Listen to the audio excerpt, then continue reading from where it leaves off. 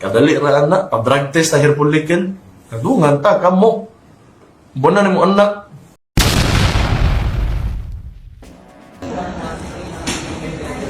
Kaya po, kayo, huwag kayong sisingot ng pulburon. Nakakabobo talaga pag sinisingot. Magandang araw po sa lahat, tayo na at makinig kung paano nilampaso ng isang congressman sa mga dumidepensa sa Pangulo. Pero bago ang lahat palambing po muna ng like at share, at sa di pa po nakasubscribe pa subscribe na po. Salamat! 2 days ago, in his program streamed from his YouTube channel, Congressman Rodan T. Marcoleta also called for Bongbong Marcos to undergo the most effective, trustworthy, and conclusive drug testing that may include the hair follicle method to put the issue of the president's alleged drug use to rest. Administrasyon. Kaya ang aking mungkahi dyan ay magpa-drug test na lang siya. Kung ano yung pamamaraan, hindi ko masyadong kabisado. Ano ba yung pamamaraan dyan? Meron kasi urine yan, merong blood, meron yung DNA, meron ding sa part ng hair follicle. Pero ako kung ano yung pinakamabisa, yun ang importante.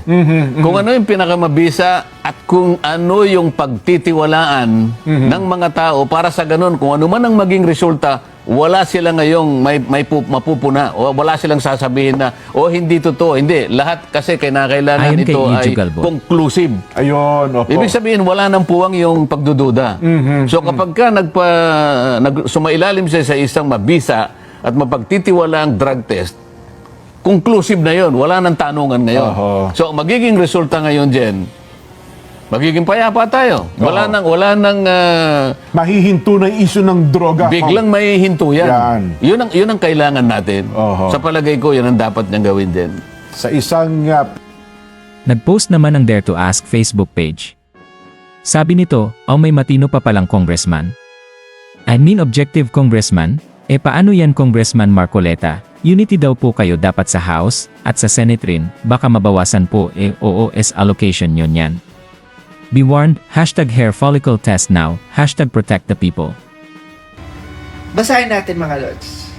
Representative Paolo Duterte's random drug testing for government officials proposal is unconstitutional.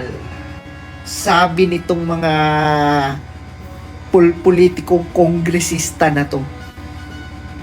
Davao Oriental Representative Chino Almario, puwersa ng bayaning atleta Margareta Ignacia Nograles, at iba pa. Imagine niyo mga Lodi Cakes, itong, di ba mga party list lang naman itong mga hinayupak na to, di ba? Pero ang kakapal ng mukha. Members of House Young Guns, di ba? Yung mga Young Guns kuno na ang tataba, ang lalaki ng tiyan. Paano kayo naging Young Guns?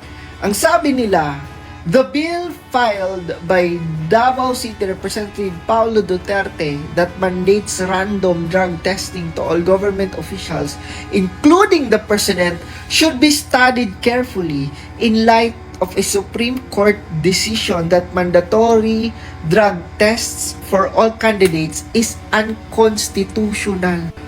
Pagkabugo! Kasi unconstitutional! Alam mo, isa sa mga nagsasabi nito, yung hinayupak na Nograles din, itong babaeng to, itong malditang babaeng to. Masyadong ambisyosa, di ba? Wala namang pakialam mga taga-Davao sa kanya. Unconstitutional? Bugo ka, Day? Day, basin nakalimot ka? Baka nakalimutan nyo, mga government officials kayo? Ha? Di ba? Ayaw sa droga? Di ba? Bawal ang droga?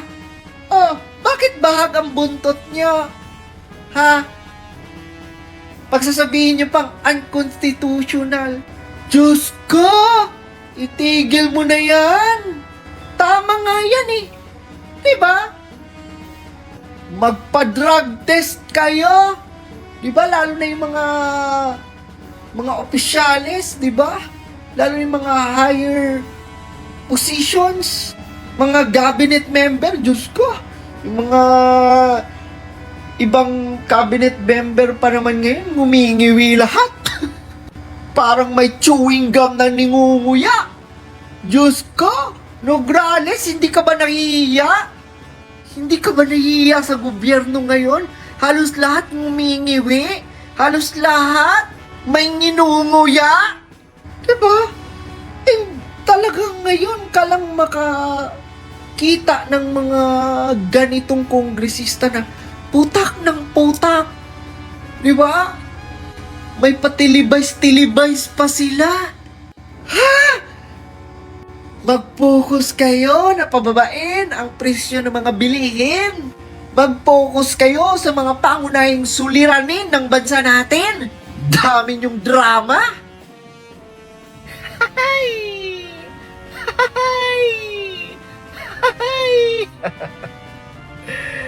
VP Sara Duterte tops potential 2028 presidential bets in Q2 poll. Quarter 2 poll. Ayan o. Ayan o. Diba? VP Inday Sara got 25.4%.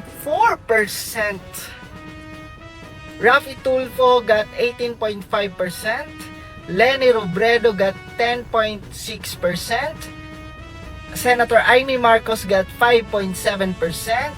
Isko Moreno got 4.8%. Manny Pacquiao got 3.1%. Risa Hontiveros got 2.9%. Robin Padilla got 2.6%. Ay! Ay! Martin Romualdez got 0.8%. Kawawa naman, di ba? Namigay na ng ayuda, lahat na ibinigay, pati kape. 0.8%. Nakakaawa. Actually, questionable pa nga yung 0.8% eh. Sino kaya yung mga tao sa 0.8%? Kaya no wonder grabe ang paninira nyo kay BP Inday.